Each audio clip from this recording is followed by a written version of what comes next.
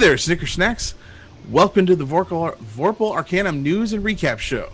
This is your host. I just ate a Christmas cactus and not responsible for what is about to happen, Space Lord PJs. Hosting a weekly recap show of what is going on here at Vorpal Tales.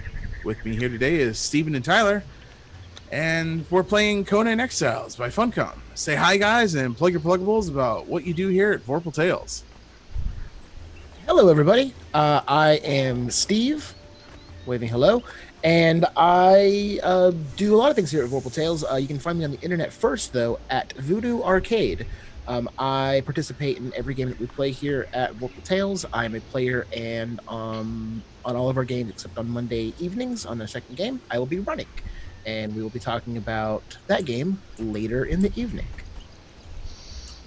I'm Eldritch Echoes. I do all the things for all the people. I also moved my office this week and messed up my sound settings. Hi! Nice.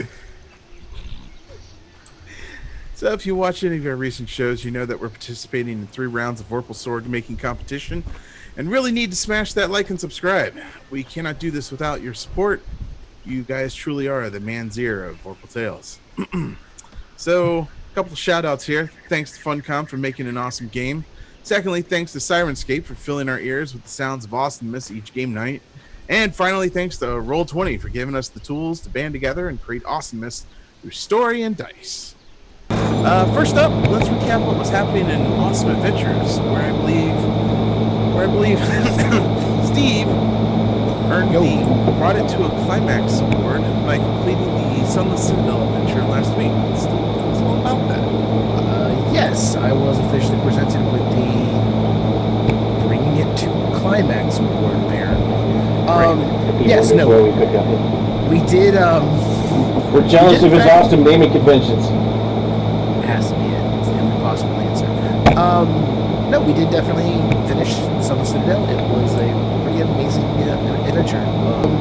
In the final adventure, we were able to defeat the Hobgoblin Royal Guard in the first level. You successfully killed the captain, which allowed you to actually negotiate with the priest that was there, who actually did not like him and was able to help you get information about Belloc, who presided in the lower level of the dungeon. You made a lot of really good choices, moved very swiftly through the dungeon, was able to find the grove itself, and I was really impressed. Picked up on all the clues that were kind of scattered throughout the dungeon, and you knew to attack the tree. That was the source of all of the evil and power. We're very, very quickly able to dispatch that. And once that tree is dispatched, if you were following along in the book, once that tree is dispatched, Belloc has mind control over all of the twig blights and over the 2 heroes that he had taken captive. And once that's gone, that breaks, and they turn and attack him because they don't like being under his control. So it's kind of that cool moment where the villain is, attacked by his own minions, and he screams like, ah! So you guys got that moment. So congratulations. I don't know if it's so much picking up on clues other than just going, that tree looks evil. We should burn it. The tree is hella evil. It's even described in the read this section of the thing. It literally says the tree is evil as fuck. How do we know the tree is evil? The DM just told us, burn it.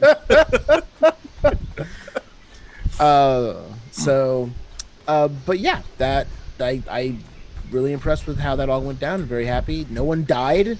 Shockingly, there were some close calls, which I think it turned out as perfect as I could have possibly made it, because there were close calls, there was some tension, there was great characters, great moments. So I'm really happy with it. I hope you guys enjoyed it as much, if not more, than I did. So does that dungeon expect you to keep going back to the surface and replenishing, or how does that work? Because I feel like staying down there's all that whole time is pretty darn dangerous. Definitely got built-in random encounters because Steve used them. That's true. For long rest. I did use them. I rolled for them, and I actually never rolled to have you actually get a random encounter, but I did make you do one because I wanted to, and so I just made a patrol guard that you hadn't cleared out on a room kind of across from you. I had them attacked in the middle of the night, just, because what's a dungeon without one random encounter while you're long resting? Cool. That's usually a good time where you can sneak in some close calls, considering you haven't quite gotten all of your abilities back and your hit points and stuff like that. So Good time to do that. But yeah, I don't think they expect you to go back to town. It doesn't say that in the books, and the way I've always kind of like tried to do dungeons in my head is the travel back and forth would just be too much to reasonably be the way you delve into a dungeon. At least that's my headcanon for it. That's why you have to like find safe rooms, and you can find other things that allow you to take up safe spots and reduce the random encounter possibility.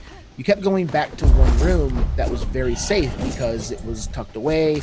It had some kind of protections in front of the door that you were able to use. So I think you found yourself a pretty good beachhead in the dungeon to kind of branch out from each time you took a lot of damage or you expended all of your spell slots. But I because of the random encounter table that's included in the dungeon, I think they expect you to long rest in the dungeon. Okay, so you're in it to win it. You're in it to win it. I think that's just how it is, yeah. Cool. Yeah, I had a lot of fun. I think that might be my first time officially playing 5th edition as a player. That doesn't seem right. It doesn't You did seem it right. with me with Conan. No, that was Pathfinder. It might be. That was Pathfinder. Yeah, that was... Yeah. Huh. Interesting. Cool. So, Tyler, Terrifying Tales took a big, awesome step with Eclair shoes on Monday with They Came From. Care to elaborate for us? Yeah, we did our character creation session in the most hilarious I guess it's about an hour and a half intro story of all time when we played They Came From Beneath the Sea by Matthew Dawkins, who is the best. Yeah, we made characters, and it took 3 hours, and everyone was laughing and having hilarious good time and actually involved. Nobody was bored, and it wasn't tedious, which is something that never happens, so yeah. Even making the characters is fun. And then we introduced them to the town, and the ominous, super creepy, definitely not vampire slugs threat. Vampire slugs. Vampire slugs. And that's what somebody was convinced it is, but it's not. Something in the water. Something in the water. We've already dealt with vampire slugs, so it can't be that.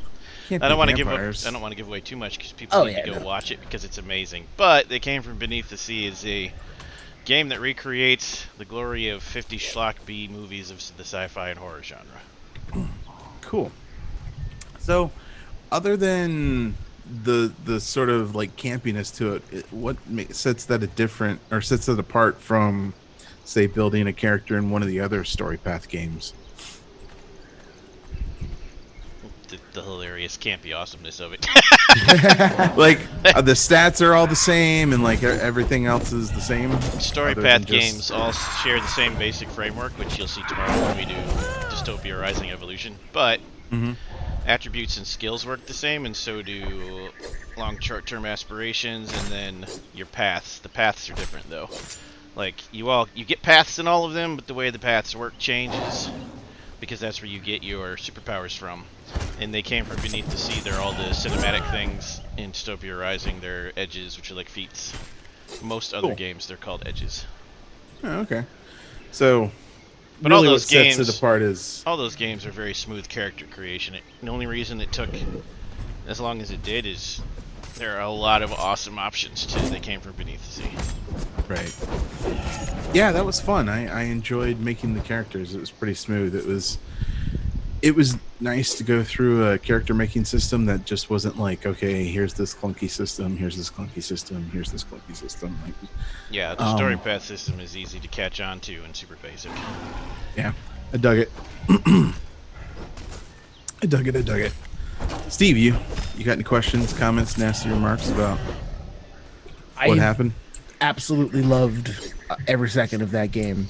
The character creation, the session itself, that was amazing, and I want to play it forever. I got bear claws, I got jelly donuts, I got eclairs. Yeah, watch it. I don't know what Eric was channeling, but Eric is channeling everyone he has met in the last 5 years of living in South Texas, and it's the most beautiful character ever. damn, you guys are dogging on me for like What? dunking on people. Eric You are lives in, Eric lives in and or around South Texas, and is playing a character that sounds like that might be where he's from.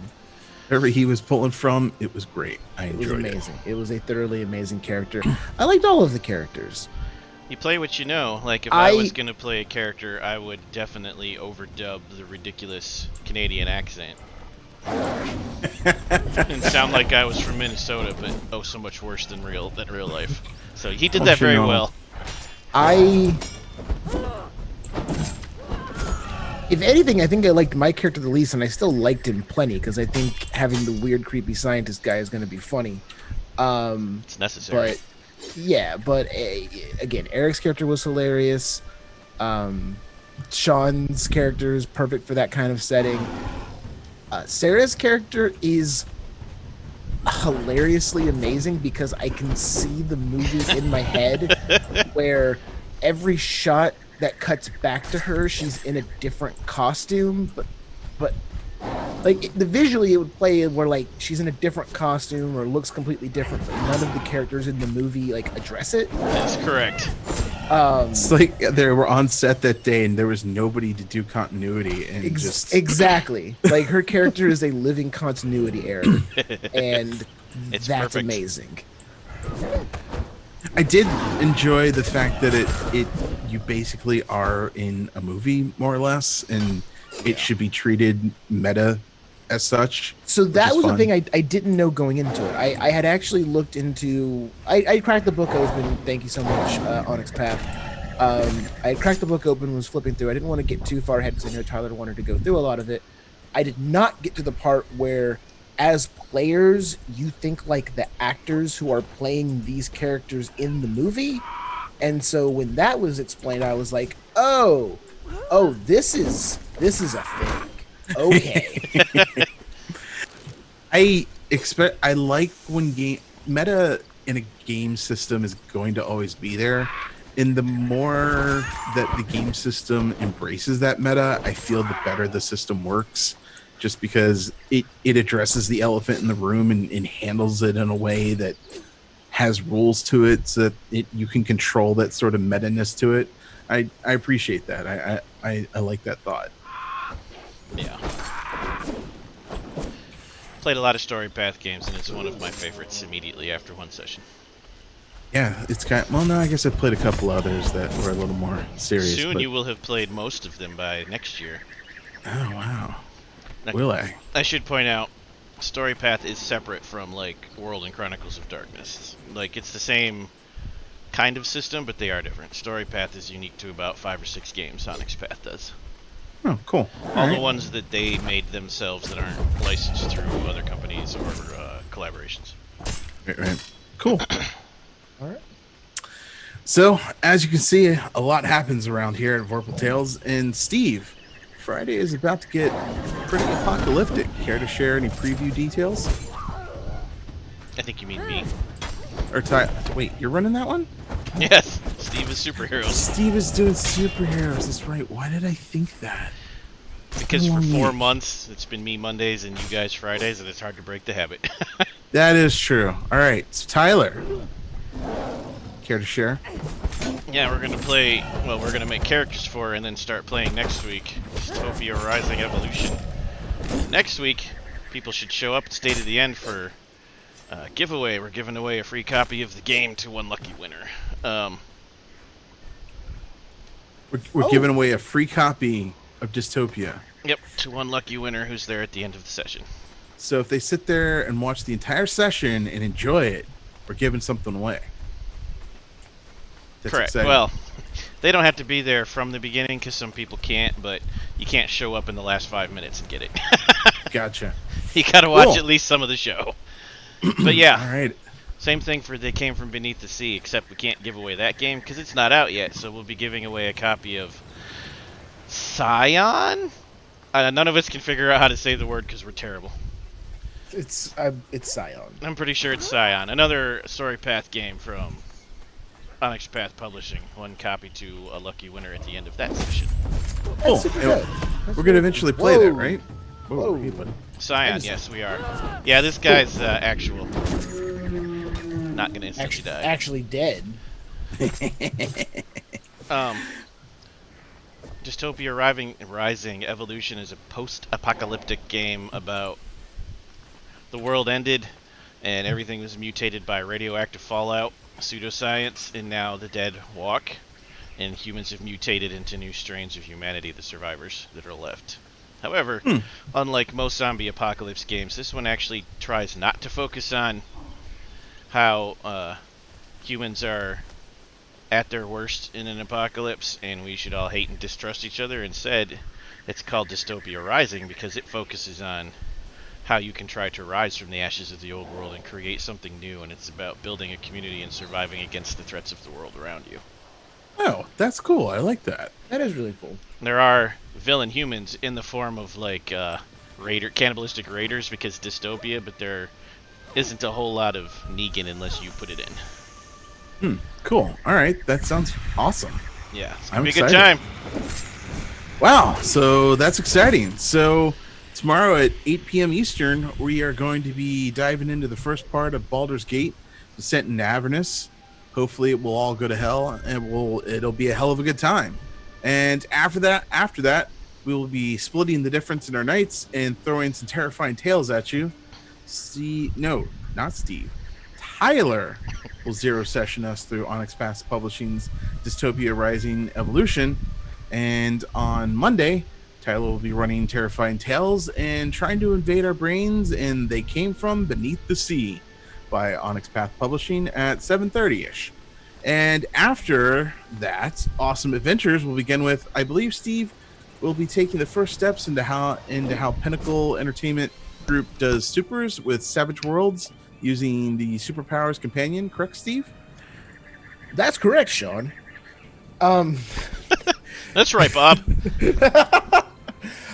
No, you are absolutely correct, though. Yes, we will be, for the first time at Vorpal Tales, using, personally, one of my all-time favorite systems, Savage Worlds. We will be doing so in a superhero setting, so I'm really excited for that. Combine one of our favorite playstyles with one of our favorite settings, and we're really excited to be able to bring that to you guys.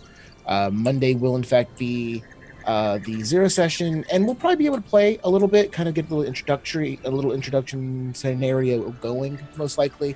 Not sure exactly how long we'll be able to get into it. Depends on how long it takes to build characters. But one of the great things about Savage Worlds, especially after you've played it just once, your character creation goes very quickly. So I believe the three of us have all played it. So we have got three experienced players, and then Sarah will be able to kind of be the person that we can view the game for a new time through. View the game for a first time through. So very excited to be able to do that. Cool. Looking forward to that.